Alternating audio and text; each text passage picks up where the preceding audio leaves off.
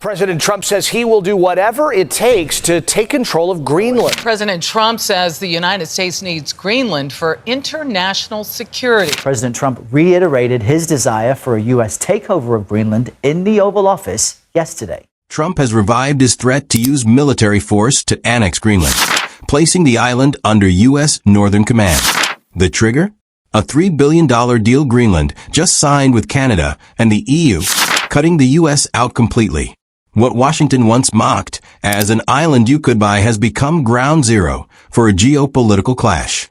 Weeks after Trump told Congress, we will annex Greenland one way or another, Greenland flipped the script. Backed by Ottawa and Brussels, it sealed a historic mining deal for rare earths and gold, leaving the U.S. out in the cold. The fallout is immediate. America's defense supply chain is in disarray. Key missile programs are delayed, and Trump is scrambling to regain control of what he once called the Arctic's crown jewel. This isn't just about land. It's about who controls future energy, tech, and global leverage. So how did the U.S. lose an island of ice and minerals? And can it claw its way back? Just days after Trump's threat, Greenland's new coalition government rejected U.S. pressure and pivoted to Canada and Europe. By late March 2025, Ottawa and Brussels deepened Arctic energy ties, sidelining Washington and securing exclusive access to Greenland's resources. The island sits on some of the world's richest deposits of rare earths and molybdenum, critical for hypersonic missiles and radar systems. Lockheed Martin warned supply chain disruptions could stall missile tests, a claim backed by leaked Pentagon memos. Trump's response? Slap 25% tariffs on Canadian and EU steel and rare earths. The EU fired back with threats of countermeasures, fueling a new trade war and market turmoil. By June 2025, Canada-backed mining and LNG projects worth billions shifted Arctic leverage away from the U.S. Germany quickly secured new LNG routes, cutting reliance on Russian gas and U.S. supply. Greenland's pivot has fractured America's Arctic control. Meanwhile, Canada and the EU are building a legal and economic shield grounded in clean energy and resource sovereignty. And Trump is left with few options. On April 27th, Greenland and Denmark dropped a diplomatic hammer. Any foreign coercion undermines NATO and Arctic stability. Greenland's new Prime Minister Nielsen put it plainly, we do not belong to others. Just 6% of Greenlanders back joining the U.S. The stakes are huge. Greenland's 2.1 million square kilometers hold uranium, rare earths, oil, and gas, an estimated $50 billion worth. Controlling Greenland means owning Arctic supply chains, missile warning systems, and polar routes. Trump told NATO's Stoltenberg in March that U.S. control was needed for security. But when he refused to rule out force, Denmark drew a hard line. Unacceptable. The EU backed Denmark. Then Canada and the EU dropped a $3 billion bombshell. On June 19th, Greenland Resources, a Canadian firm with EU backing, won a 30-year permit to mine molybdenum in East Greenland, covering a quarter of Europe's needs. That's just the start. A separate Canadian-led project secured funding for rare earths and gold. Together, Canada, the EU, Denmark, Norway, the UK, and even private U.S. investors have built an Arctic mining alliance with zero official U.S. government money involved. The EU is backing 13 new critical material projects worldwide, including this Arctic block. Greenland has the minerals. Canada brings cash and mining know-how. The EU guarantees buyers and policy. Together, they've locked Washington out. France has weighed in too. In June, it sent a nuclear submarine and warships to Greenland's waters as part of its Zendark 2025 mission, a clear signal to the U.S. Meanwhile, NATO's eastern flank stays silent, wary of the rift Trump's Arctic strategy is causing inside the alliance. Trump came in vowing to buy Greenland. Instead, he's watching it slip further away and take the Arctic's future with it.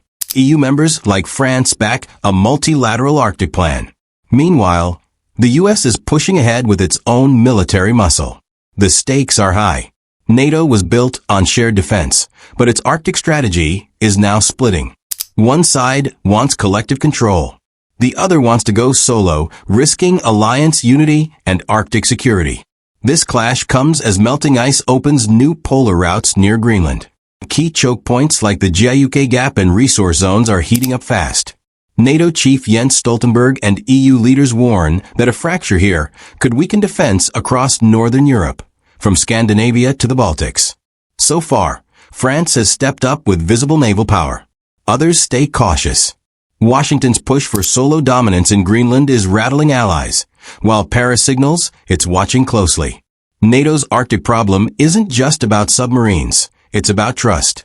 If allies can't agree up north, what does that mean for unity elsewhere? If the U.S. keeps going alone, it risks isolation and reshaping Arctic security on its own terms. This isn't just rocks and ice. It hits the U.S. Defense Corps. In June 2025, Greenland's Malberg molybdenum project sealed a 10-year supply deal covering 25% of Europe's demand, worth $160 million a year. This metal is critical for missiles and hypersonics. It protects warheads from extreme heat. Big U.S. contractors like Lockheed Martin rely on steady supplies of heat-resistant alloys. But experts say the U.S. supply chain can't support hypersonic weapons at scale. Greenland's pivot cuts off a vital link. Raytheon is scrambling too, eyeing Chile and Australia, but costs are much higher than Greenland's. That gap drives up missile production costs and weakens U.S. defense economics. The Inflation Reduction Act adds more pressure. It says defense materials must come from North America or trusted partners. But with Greenland leaning toward Canada and Europe, U.S. firms can't claim compliance. That means costly redesigns, supply delays, and more hoops to jump through. Without Greenland's molybdenum, hypersonic warhead coatings lose a key heat buffer. That delays Lockheed's next-gen missiles and chips away at U.S. deterrence. Greenland's new mining law, passed in June 2023, flipped the script. It boosted local hiring, forced profit reinvestment in Greenland, and demanded foreign firms play by local rules. Canada didn't blink. Companies like Greenland Resources and Amaroq Minerals locked in a $3 billion deal for rare earths and gold. Big U.S. players like Freeport backed out. They didn't like the new terms. That left space for Canada and Europe to move in. Now they're driving Greenland's next resource rounds, with no U.S. seat at the table. Greenland's message is clear. Responsible partners welcome, profiteers not. Greenland holds huge reserves, 43 of the 50 minerals the U.S. deems critical for national security. These power everything from EVs to advanced weapons. Losing influence here weakens America's supply chain. Canada, meanwhile, gains a multi-billion-dollar extraction pipeline and more Arctic sway. Greenland keeps more wealth at home and sharpens its independence. Washington's absence is self-inflicted. After aggressively trying to buy Greenland from 2019 to 2025, the U.S. stumbled. Greenland tightened control in 2023 and turned to others. Canada moved fast. The U.S. didn't. Greenland turned its back and looked west to Ottawa and Brussels. Right after Greenland shut the door, Canada and the EU stepped in. At a summit in St. John's in March 2023, they pledged $3.1 billion for a green Arctic transition, funding renewables, mine decarbonization, and new transport links. This isn't charity, it's strategy. Canada's LNG projects off Greenland's coast already ship trial exports to Europe, bypassing the U.S. The first tankers reached Rotterdam and Hamburg, opening a new energy corridor. For Germany, this is vital. With Russian gas cut off since 2025, Canadian LNG weakens U.S. leverage.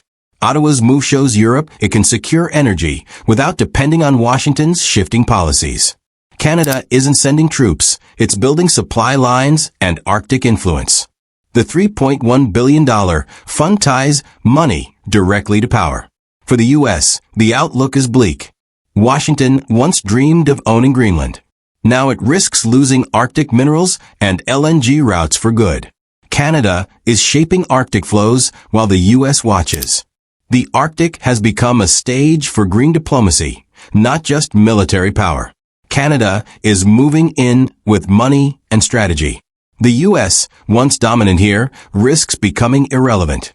In March 2025, Washington quietly proposed rotating troops at Thule, now Pufik Space Base, and setting up an Arctic security center. Denmark blocked it, citing regional stability and NATO unity. That rejection stripped the U.S. of a key Arctic lever just as the region heats up. Greenland doubled down, building logistics links with Canada, the EU, and Norway. No U.S. presence, no American control. Its supply chains now run straight to Europe. Canadian ships and EU planes now deliver critical minerals, not U.S. carriers. What if America just got locked out for good? Greenland slammed the door, Canada writes the rules, and Washington's left pounding the table, while rivals carve up the future, deal by deal. Trump's Greenland gamble fell apart, from failed troop plans to rejected mining bids. Canada stepped in with green energy and Arctic logistics. No American boots needed. The twist? This wasn't a war or treaty, just strategy and patience. Power delivered as funding and influence, not flags and bases. So what now? Can Washington win Greenland back or pivot elsewhere? Can any president reverse this realignment? Or is the Arctic, once America's next big prize, already gone? The next moves will decide who controls the minerals, routes, and alliances of the 21st century. This isn't just a frozen island. It's the cold logic of global power. This was just the beginning. Hit that subscribe button and buckle up. Digital Garage has so much more in store.